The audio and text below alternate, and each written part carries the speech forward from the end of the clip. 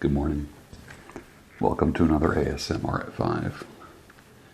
Got up this morning at 3:14, laid in bed, because I went to bed really early last night. I know that sounds like it's really early. 3:14. I've been doing a series of events in Philadelphia, like pre-Father's Day events. And it's very tiring because they're very social, super social, and you're like on stage kind of thing, so it does kind of wipe you out. Got home last night, took the train in, came back, and I was so tired. You know I'm tired when I don't go out to the Van Gogh room and have a pipe. I was even just too tired to go out and have a pipe and relax. I was too tired to relax. Does that make any sense? So, recreational relaxing, I should say. Like as you get older, I find myself being super decisive, and I will say that that's probably the key to my success, is my decisiveness in the past 10 years. And I didn't discover decisiveness until I was 50 years old.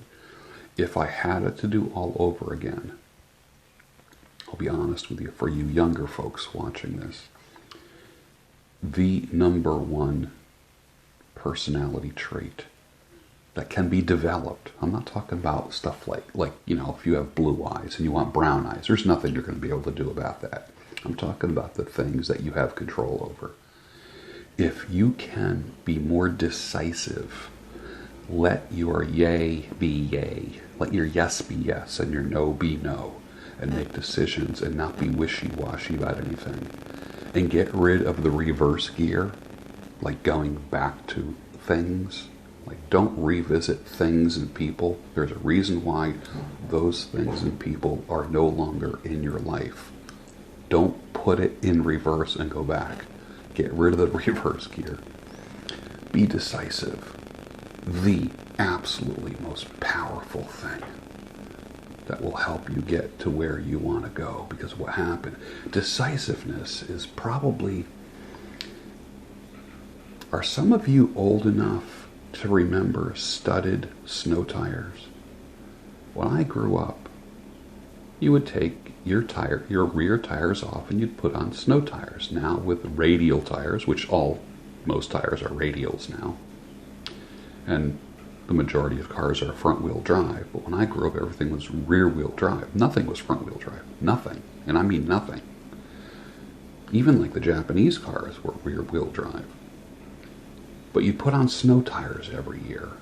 But if you lived in an area like I did in upstate New York, like in the Albany area on up, Adirondacks, and you guys in snow country, you know this, sometimes you'd get studded snow tires. And the snow tires had literally like little metal studs in the treads to help grip. Decisiveness in your life are like studded snow tires. It helps you get traction and move and get out of tight spots or not get into tight spots. Decisiveness. Do you ever notice at the times in your life that you're really fucked up, or when you were not decisive, or when you made the wrong decisions, or when you put it in reverse? It's time to stop that shit. You get to the point in life where, did anyone ever say to you, what's it gonna take? Or has anyone ever said to you, when you gonna learn? That was like a loop playing in my head, because I don't know what the hell was the matter with me when I was a young man. Seriously. Making the same mistakes over again and not learning from them. Holy crap. Now, I am so damn decisive. I meet a certain kind of woman that I know is not good for me. Gone. I mean, don't even give her a chance. Same thing with ladies, too. You meet a guy, you keep meeting the same kind of guy, ladies. Be decisive. The answer is no. All right, don't even start. Don't even go there. It's better. Let me put it this way. I'm not a big marriage talker because I don't even know if I'll ever get married again. My God. If anyone can, if there's a woman that can adapt to my lifestyle, because I think my adapting days are over with. And compromising days. I got to find someone who just I can kind of zig and zag with. That's what I'm looking for, or open to meeting as far as meeting a woman, because I'm fairly set in my ways. I'm flexible, but I'm for the most part set in my ways. So the woman has to really dig who I am, what I'm all about right from the get-go. If you go into a relationship thinking that the person's going to change, forget it. Ain't happening. Trouble. It's just postponed trouble. It's like what you're doing is you are creating a divorce or trouble 5 years from now, 10 years from now. Take my word for it. I know people can grow together. I think when you get to a certain age, there's not a lot of growing together. You know, when you're younger, there's this whole, well, we kind of grow together. When you're older, you just kind of, you have to just appreciate each other and enjoy each other for who you are now. I hope this is applicable to, look for the guy with the gray hair. Not the guy that colors his hair. The guy, this sounds weird. The guy that colors his hair is hiding something. He wants to look younger. He wants to feel younger. He wants the approval of other people. This is just my opinion. And opinions vary. So this is not truth. This is just my opinion. Lest I get like a million haters talking about, hey, I color my hair and I'm not afraid or avoiding anything. I'm like, all right, whatever. So look for the guy or the woman with gray hair. They've been around the block a little bit. I know after my divorce, my hair, boom, just turned white. My beard was barely salt and pepper. Barely salt and pepper. You've seen the pictures. Within a few years, boom, Grandpa, Gandalf. But also, too, the introspection and retrospection increased as well. You don't always need trouble to learn. Sometimes you can just have the initiative and learn stuff. You don't have to like go around the block 9 times to learn a lesson. You know, you ever meet someone and then they look a little rough and someone says, yeah, it looks like they had a rough paper route. I love that line. But you don't have to learn the hard way all the time. Okay? You don't have to learn the hard way. Everyone brags about, I went to the school of hard knocks. That's one of the schools. That's not the only school to go to. You hear me? That's important to know. You don't have to, just because you have, plus I know a lot of people who've been through the school of hard knocks who haven't learned a thing. They're still in kindergarten. And they're 50 years old in the school of hard knocks. Damn it, you should have graduated a long time ago. And School of Hard Knocks is really nothing to brag about, honestly. If you came up kind of rough, that's one thing. My mom and dad were teenagers when they got married. My God, kids raising kids. They were winging it, man. They didn't know. You know, so I kind of laid off on my mom and dad years ago. You can't just blame people for shit. Makes sense. Because I don't want to numb myself. That's why I was, you know, never much of a drug guy, an alcohol guy, because I really had nothing to escape from. I love my life. Why the hell do I want to escape from it? You know, when I got into cannabis, I did like the trippy effects, but I didn't like the high effects. Does that make sense? My mind did not want to I didn't want to numb myself. I had nothing to numb myself from. Because I'd rather face my problems head on, but I enjoyed the trippiness. I enjoyed the expansion that it created for my brain. Okay, enough about that. It's too early for that.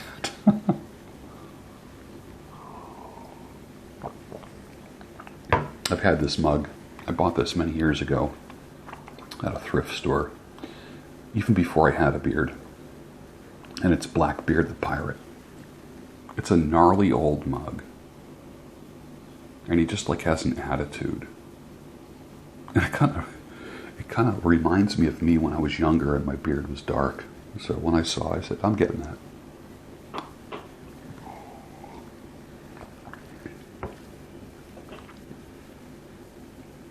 My channel has been blowing up. Thank you so much. I appreciate that. I have one video that I did a few weeks ago on pipe smoking that blew up overnight, literally.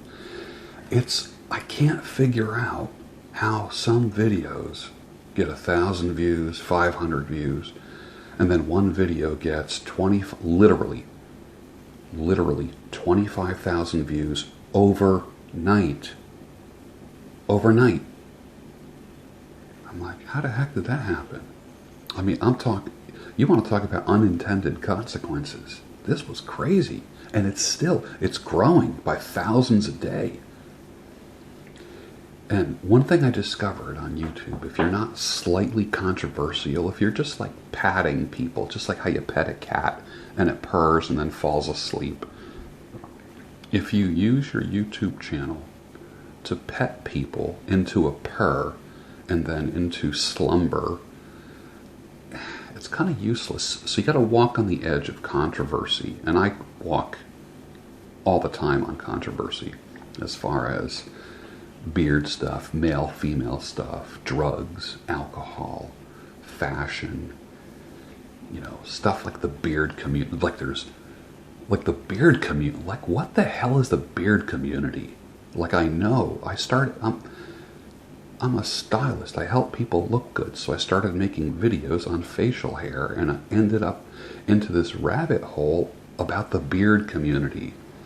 And there's people with patches and hats and stuff, and it's a lifestyle. I'm like, a lifestyle? It's friggin' facial hair. What the hell are you talking about? So, which opened up my mind to this, and I'm saying this in a positive way, is that anything can become a thing. Anything. So go for it, man. What do you have that you can start a movement with? Or what little tiny movement can you become part of? Right now, I've got like 11 sources of income. And I completed my goal of quitting a damn job. I was able to quit a damn job that I had a 2-year goal to do, and I did it in 1 year. Someone called it, I made a comment a week ago on something where I said, if I can do it, anyone can do it. Some guy called that's survivors, what the hell did he call it? Like survivor's retrospective or survivor bias. I'm like, survivor bias? What are you talking about, you fucking asshole? Survivor bias. If I can do it, anyone can do it. When I say if I can do it, anyone can do it, the background is this. I grew up with zero, not low self-esteem, zero self-esteem. If I had low self-esteem, that would have been a damn improvement. So esteem was not an issue. I was invisible growing up. So I kind of created a world inside my head. And that's where my creativity came from. Because I sucked at sports. I was made fun of because I wasn't coordinated. I sat on when I tried to play sports, I sat on the damn bench more than I was in the field. And that just beats the shit out of you. That's crazy. So you get into creative things. I was into Boy Scouts, I was into knives and camping and fires and outdoorsy stuff, and then motorcycles and reading books. And while everyone was collecting sports equipment, I was collecting books. And so like if you are, like, and I know Anthony Robbins and a lot of motivational speakers are very aggressive. They're aggressive. I'm not aggressive. I'm a fucking weird, introverted nerd who's finally coming into his own with gray hair. And everything I did, I had to work really hard for. I never fell into anything. It's interesting. And I've had some really low times, and I've learned from them. For decades, I didn't. Remember, I used to tell you all the time, beware of ruts, because some can be 20 years long.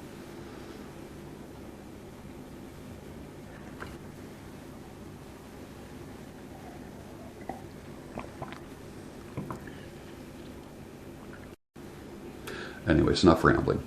Hope you have a great day today. I have the third of a 3-day event that I'm working on today in the city. And I'll talk to you real soon. Thank you so much.